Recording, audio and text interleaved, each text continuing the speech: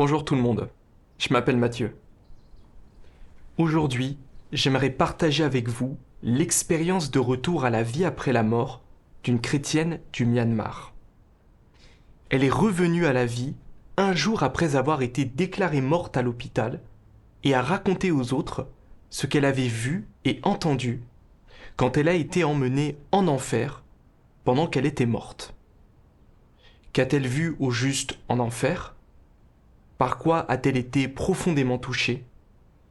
Écoutons son expérience ensemble.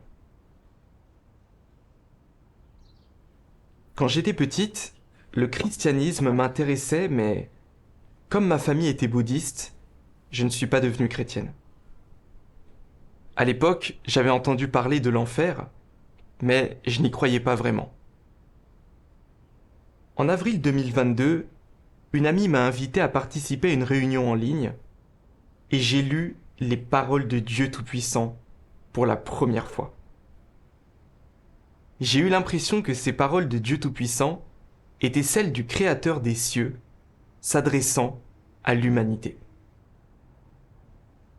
Ensuite, j'ai lu de nombreuses paroles de Dieu Tout-Puissant sur Internet. J'ai appris que Dieu Tout-Puissant était le seul vrai Dieu, et que Dieu était descendu sur terre pour sauver l'humanité.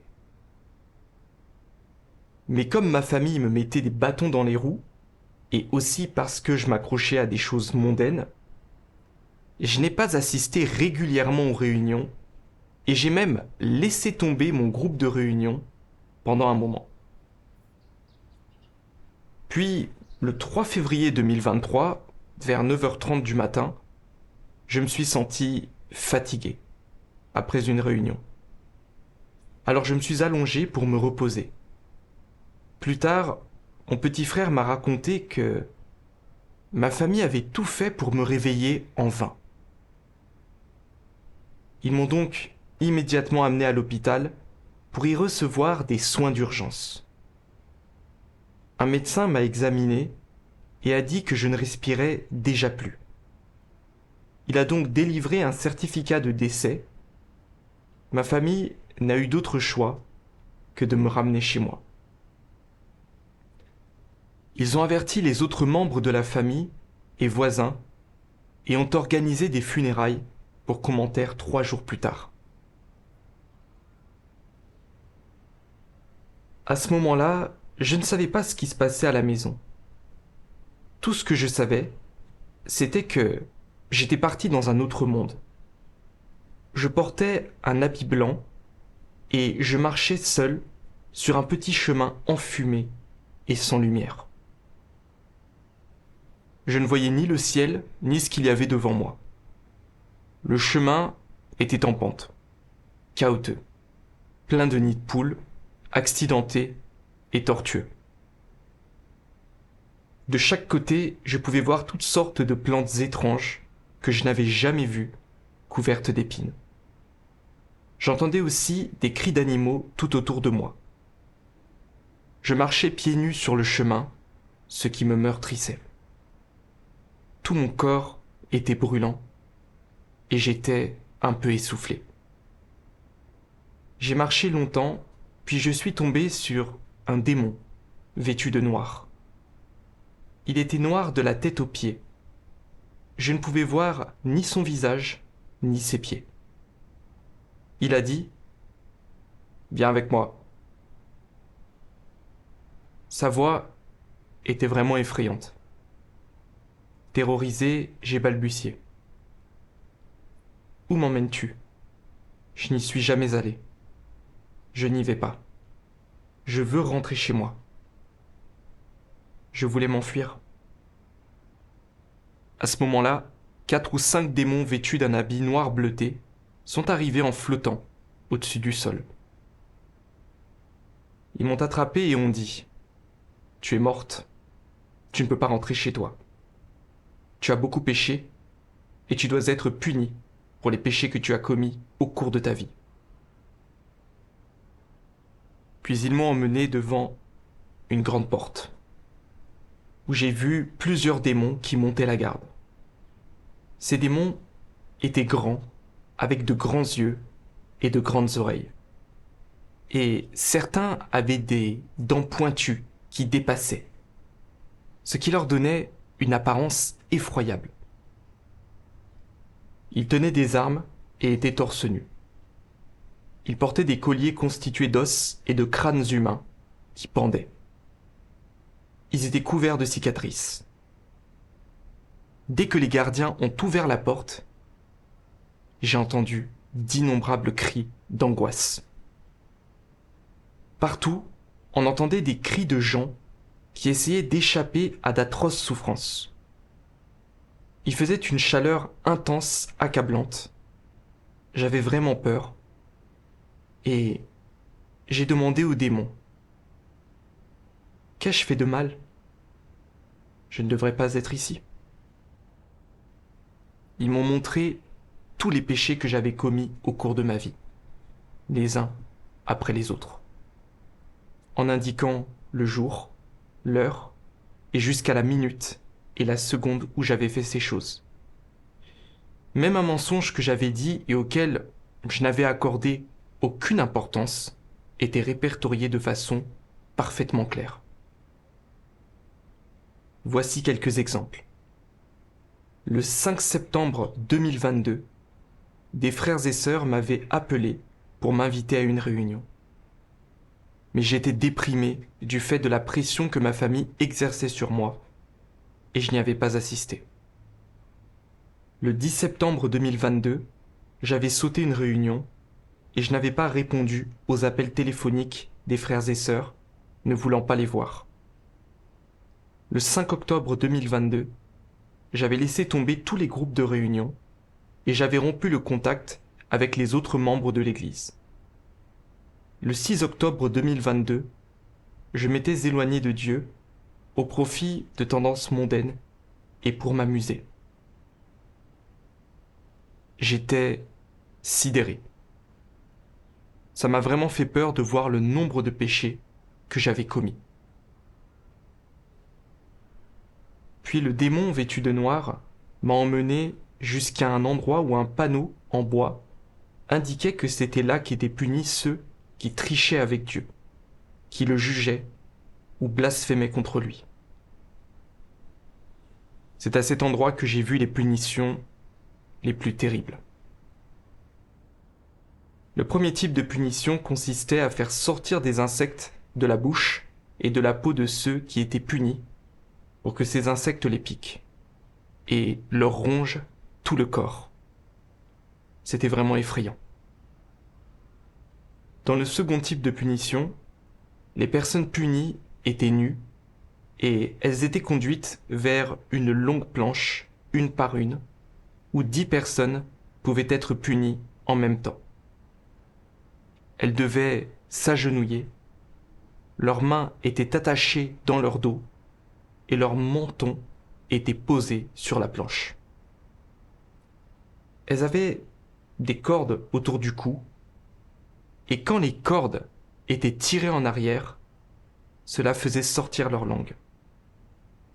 De l'autre côté de la planche, un horrible démon avec des cornes sur la tête leur passait des crochets à travers la langue, puis tirait énergiquement d'un coup sec vers l'extérieur. Certains se retrouvaient avec une langue 2 fois plus longue. Puis le démon se servait d'un clou de la longueur d'un crayon pour clouer leur langue à la planche sous laquelle un feu brûlait. Ce démon versait aussi constamment de l'eau ardente sur leur langue. Cette eau qui ressemblait à du feu provenait d'un étang éloigné et était continuellement donnée à tous les démons. Quand l'eau était versée sur la langue de quelqu'un, cette dernière se trouvait complètement dissoute. Certains en perdaient même leurs globes oculaires. Puis les démons leur versaient de l'eau ardente sur tout le corps. Ils étaient donc complètement détruits. Ceux qui étaient punis poussaient des cris de souffrance jusqu'à ce qu'ils meurent. C'était une vision terrifiante. Certains ne le supportaient pas et mouraient rapidement. Mais s'ils devaient encore être punis pour d'autres péchés, ils étaient ramenés à la vie pour être de nouveau punis. S'ils n'étaient toujours pas morts, à la fin de leur punition, des insectes sortaient de leur corps et les dévoraient. Puis ils revenaient à la vie et étaient punis d'une autre façon. Le troisième type de punition consistait à être jeté dans un étang d'eau ardente. J'ai vu une énorme plaque ronde en fer à laquelle 4 cordes étaient attachées. 100 ou 200 personnes arrivaient d'un autre lieu de punition en quelques secondes à peine et apparaissaient sur la plaque. Ils s'agenouillaient sur la plaque brûlante, complètement dévêtus, tandis que des cordes couvertes d'épines ligotaient automatiquement leurs mains et le haut de leur corps. Ces gens avaient diverses origines religieuses et ethniques. Certains ne croyaient pas en Dieu, tandis que d'autres étaient chrétiens ou bouddhistes. Ils étaient punis parce qu'ils n'avaient pas accepté la nouvelle œuvre de Dieu et qu'ils avaient blasphémé contre Dieu et l'avaient jugé. Certains avaient accepté la nouvelle œuvre de Dieu, mais leur foi était superficielle, sans conviction et malhonnête envers Dieu. Ce genre de personnes était également puni par Dieu. Tous ces gens faisaient appel au Dieu de leur confession. Certains appelaient tel Dieu, puis tel autre Dieu. Dans cette cacophonie, je ne pouvais pas les entendre clairement. De toute façon, ils avaient beau crier, personne ne leur répondait. Ensuite, ces gens étaient amenés à un vaste étang où bouillait de l'eau ardente. Leurs cordes se dénouaient automatiquement. La plaque en fer s'inclinait et ils tombaient tous dans l'eau. Ils bouillaient et grillaient, brûlant à tel point qu'ils en hurlaient, en proie à des douleurs atroces. Certains se trouvaient près des bords de l'étang et luttaient de toute leur force pour en sortir, mais ils retombaient dedans. Bientôt, le vacarme des hurlements cessait. Tout le monde était mort, et les corps flottaient à la surface de l'étang d'eau ardente. Quand ils étaient tous morts, un filet géant les ramassait tous, et ils revenaient à la vie pour la punition suivante. Puis j'ai été emmené ailleurs. Là, les gens étaient punis de différentes manières parce qu'ils avaient insulté leurs parents, leurs aînés ou leurs professeurs. Certains étaient nus et portaient des chaînes couvertes de pointes autour du cou, des bras et des jambes. Ils étaient tellement réduits en bouillie sanglante par les coups de fouet que leur chair et leur sang s'écoulaient vers le bas. Ils se débattaient et hurlaient de douleur. Les démons de l'enfer se servaient de haches pour leur couper les mains et les pieds, et de sortes de marteaux pour les pulvériser. Pendant leur punition, on leur demandait « As-tu envisagé de ne pas commettre ce péché à l'époque ?» Ils faisaient acte de repentance, mais personne ne pouvait les sauver, et ils étaient torturés à mort. Après ça, ils revenaient à la vie et subissaient la punition suivante. Certains étaient enterrés vivants. La terre à cet endroit était en mouvement. Elle bouillonnait et du feu brûlait dans le sol. Ceux qui étaient punis étaient lentement aspirés vers le bas et s'enfonçaient dans la terre jusqu'à ce qu'ils meurent. Puis j'ai été emmené là où ceux qui avaient commis un adultère étaient punis. Ils devaient courir pour échapper à la mort. Certains étaient touchés et tués par des flèches. tandis que d'autres étaient poignardés à mort. Certains étaient pourchassés et mordus à mort par des animaux. En fin de compte, personne ne pouvait s'échapper et ils mouraient tous. Ceux qui étaient morts revenaient ensuite à la vie pour recevoir la punition suivante. J'ai vu un autre endroit destiné à punir ceux qui avaient trompé les autres ou nourri de mauvaises intentions à leur égard, qui avaient profité des gens, qui s'étaient montrés calculateurs ou jaloux des autres. Il y avait un pont suspendu avec une passerelle en bois et des cordes couvertes de pointes des deux côtés. Le fait de se tenir aux cordes faisait saigner les gens, mais sans cela, ils seraient tombés et il y avait un lac de feu en dessous. Même s'ils ne tombaient pas, ils devaient passer à travers un hachoir à viande et être broyés. Et ensuite, ils finissaient malgré tout dans le lac de feu. Certains s'étaient vraiment préoccupés de leur apparence et avaient perdu leur temps à essayer de bien s'habiller. Mais n'avaient pas du tout cru en Dieu, l'avaient même jugé et avaient blasphémé contre lui. Ils se faisaient dévorer le visage petit à petit par des insectes. À part eux, il y avait aussi des gens qui étaient punis pour avoir maudit les autres, pour avoir volé, et ainsi de suite. Selon les péchés qu'ils avaient commis, ces gens étaient punis plusieurs fois de la même façon avant de passer à un autre type de punition. Devant cette vision d'horreur, tout mon corps s'est mis à trembler de peur. Se faire réellement punir de cette façon devait être absolument épouvantable. Je regrettais les péchés que j'avais commis, mais je ne savais pas qui supplier ni qui pouvait me sauver. À ce moment-là, j'ai récité des sutras, mais personne n'a répondu et ma peur ne s'est pas dissipée non plus. Je me suis soudain souvenu que j'avais cru au seul vrai Dieu, Dieu Tout-Puissant. Quelque chose que Dieu Tout-Puissant a dit m'est venu à l'esprit.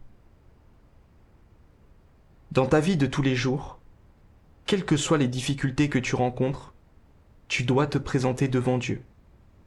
La première chose que tu dois faire est de t'agenouiller devant Dieu en prière.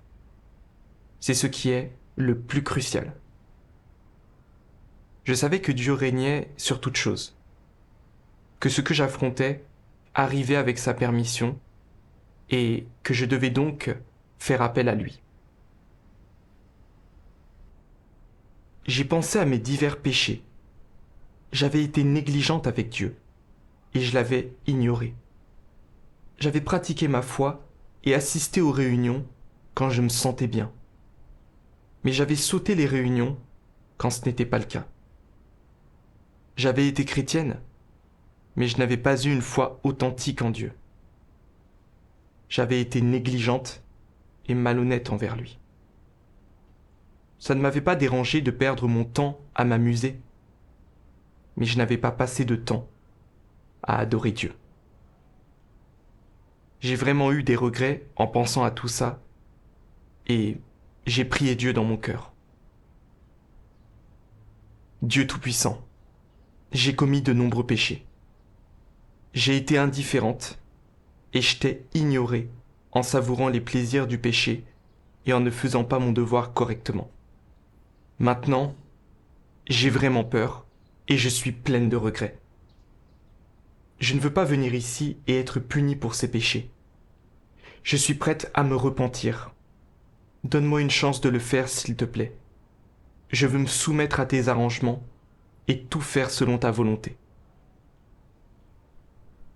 J'ai prié et je me suis confessé de cette manière, encore et encore, en me repentant devant Dieu pour les péchés que j'avais commis les uns après les autres.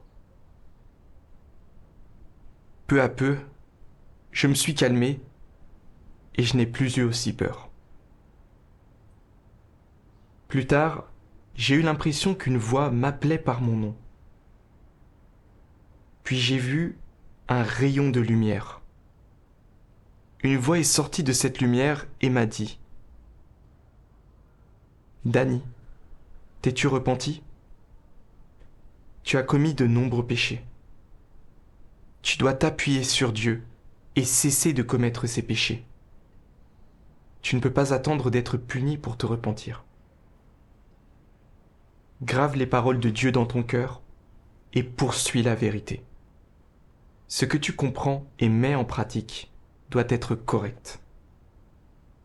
C'est ta dernière chance. Et la prochaine fois, le salut ne sera pas de nouveau proposé. Tant que tu es en vie, travaille dur pour accomplir ton devoir correctement et entrer dans le royaume de Dieu. Ne répète pas tes péchés ou tes erreurs et ne fais rien que tu regretteras. Comme tu n'as pas achevé ton devoir, tu ne mourras pas. Tu vas secourir ceux qui tombent dans le désastre. Cette voix n'était pas celle de quelqu'un que je connaissais. Elle semblait parler avec le bruit du vent.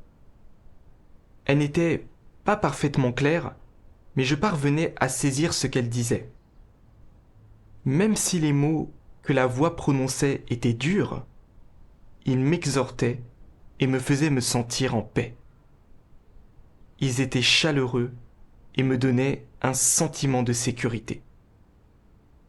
J'ai éprouvé un bonheur que je n'avais jamais connu auparavant. Je savais que Dieu me sauvait, qu'il me donnait une deuxième chance de vivre. J'ai progressivement repris conscience en écoutant cette voix. Après mon réveil, j'ai tremblé. J'avais encore vraiment peur. Je me sentais coupable et je regrettais vraiment d'avoir commis autant de péchés. Je savais que c'était un avertissement que Dieu m'adressait. Tout ce que Dieu avait dit était vrai. Je devais croire ce qu'il disait et l'écouter. Je ne pouvais pas continuer à l'ignorer et à le négliger. Dieu me donnait une chance que je ne pouvais pas laisser passer.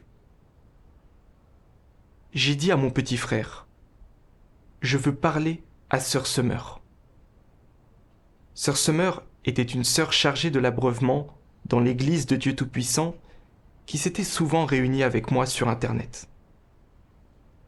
Après avoir appris dans quelle situation je me trouvais, elle m'a envoyé des paroles de Dieu. Dieu est responsable de chaque vie humaine jusqu'au bout. Il subvient à tes besoins, même si tu as été rendu malade, touché par la pollution ou que tu as subi quelque autre préjudice dans cet environnement détruit par Satan. Peu importe. Dieu subviendra à tes besoins et te laissera vivre.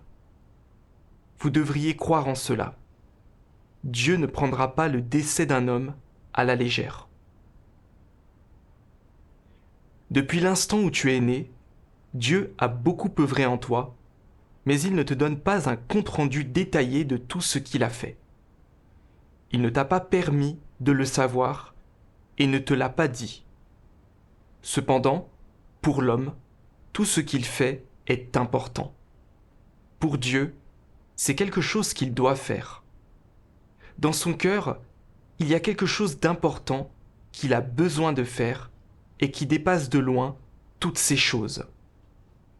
Autrement dit, depuis que l'homme est né, Dieu doit assurer sa sécurité. Cette sécurité veut dire que tu ne seras pas dévoré par Satan. Est-ce important? Ne pas être dévoré par Satan relève-t-il de ta sécurité? Oui. Cela concerne ta sécurité personnelle et il n'y a rien de plus important. Une fois que tu as été dévoré par Satan, ni ton âme, ni ta chair n'appartient plus à Dieu. Il ne peut plus te sauver.